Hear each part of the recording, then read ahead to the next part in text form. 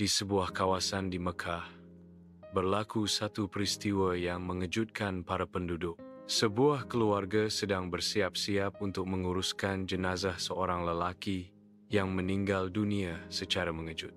Ramai jiran datang membantu, tetapi sesuatu yang pelik berlaku. Adegan pertama, jenazah mula diangkat. Ketika mereka hendak mengangkat jenazah, 4 lelaki kuat dari kampung itu berdiri mengelilingi keranda.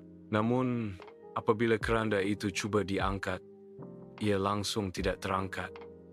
Bukan sahaja berat, tetapi seperti ada sesuatu yang menekan dari bawah. Mereka cuba lagi, tambah 2 orang lagi. 6 orang mengangkat serentak, tetapi keranda itu hanya terangkat beberapa inci, kemudian jatuh semula ke tanah. Orang ramai mula berbisik, "Kenapa berat sangat? Dia bukan orang yang besar. Tak pernah jadi begini." Adegan kedua, ahli keluarga mula menangis. Melihat keadaan itu, salah seorang pakcik jenazah berkata, "Mari kita cuba sekali lagi dengan baca Bismillah ramai-ramai." Tetapi tetap sama. Keranda itu terpaku seperti batu besar yang tertanam di tanah. Suasana semakin gelisah. Ada yang mula rasa tidak sedap hati.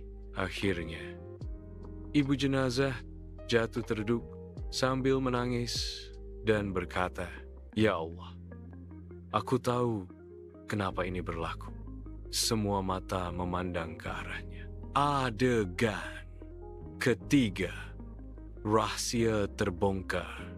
Dengan suara tersak-esak, ibunya menceritakan sesuatu yang tidak ramai tahu. Anaknya itu sering mengumpat, suka menyebarkan fitnah, dan selalu menipu urusan perniagaan. Walaupun dikenali sebagai orang biasa di depan masyarakat, tetapi di rumah, keluarganya sangat tahu perangai sebenarnya. Ibunya berkata, "Aku sudah banyak kali menasihatkannya, tetapi dia tak pernah berubah." Semua orang terdiam. Mereka mula faham bahawa Allah sedang menunjukkan sesuatu. Adegan keempat, keinsafan selepas pengakuan itu. Pak Imam meminta semua orang beristighfar dan memohon ampun untuknya. Tidak lama kemudian, mereka cuba mengangkat keranda itu sekali lagi.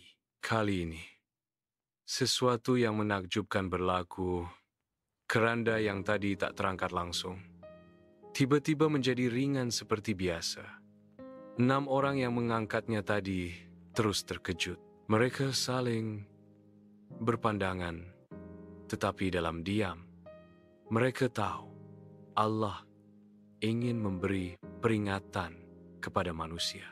Penutup dan tauladan kisah ini menjadi pengajaran besar kepada penduduk di sana bahawa dosa lidah fitnah, mengumpat dan menipu bukanlah perkara kecil.